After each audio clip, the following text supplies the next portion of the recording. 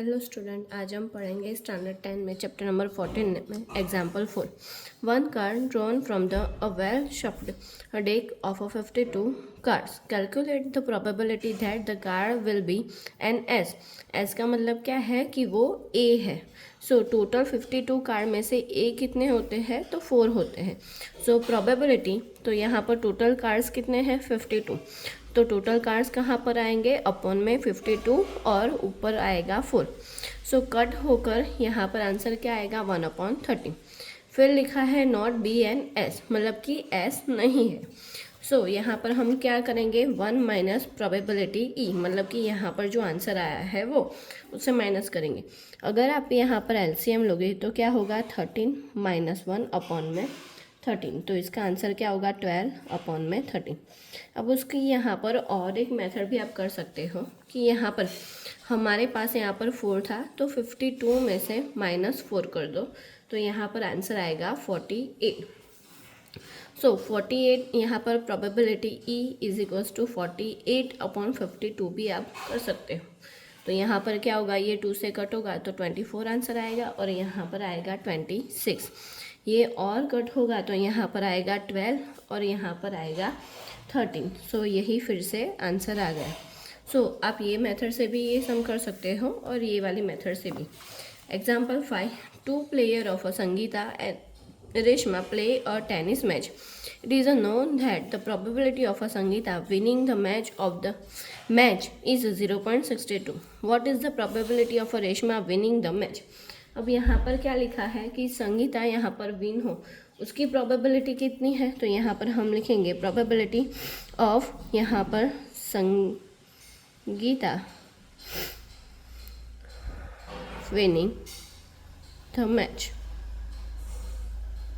तो यहाँ पर होगा कि उसकी प्रोबेबिलिटी दी है हमें 0.62। अब आगे क्या बोला है कि रेशमा जीते, उसकी प्रोबेबिलिटी कितनी है? तो यहाँ पर हम लिखेंगे कि संगीता लॉस, मतलब कि संगीता अगर लॉस होवे उसकी प्रोबेबिलिटी कितनी है? सो 1 माइनस क्या होगा? P E. सो 1 माइनस यहाँ पर हमारे पास है 0.62। सो यहाँ पर आंसर आएगा 0.38। ये हो गया हमारा फाइनल आंसर। नेक्स्ट सम है एग्जाम्पल 6। यहाँ पर लिखा है Savita and Hamida are the friends. दोनों ही फ्रेंड है। What is the probability that are both will we have a different birthday. अब इसकी प्रोबेबिलिटी कितनी है कि उन दोनों की सेम बर्थडे ना हो, मतलब कि डिफरेंट डे पर हो, एंड द सेम बर्थडे मतलब कि एक ही दिन में हो। इग्नोरिंग अ लीप ईयर, मतलब कि हमें यहाँ पर लीप ईयर नहीं गिनना है। सो टोटल यहाँ पर 1 ईयर में टोटल डेज कितने होते हैं? टोटल डेज में आएगा 365। अब यहाँ पर लिखा है डिफरेंट बर्थडे, मतलब कि यहाँ पर एक दिन होगा। सो यहाँ पर हम लिखेंगे Savita and Hamida have the same birthday. Sorry, यहाँ पर आएगा डिफरेंट बर्थडे।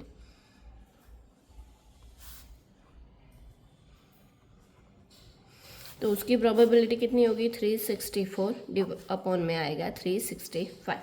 ये हो गया हमारा आंसर। अब यहाँ पर सेम बर्थडे लिखा है, तो सेम बर्थडे में क्या आएगा कि एक ही दिन होगा। सो 1 अपॉन आएगा 365। सो ये हो गए हमारे दोनों आंसर। अब है example number 7। There are the 14 student in the class 10 of a school when the 25 are girls. मतलब कि यहाँ पर लिखा है कि टोटल हमारे पास है स्टूडेंट 14, उसमें से यहाँ पर लिखा है कि गर्ल्स है 25 एंड द 15 बॉयज़, और उसमें से बॉयज़ है 15।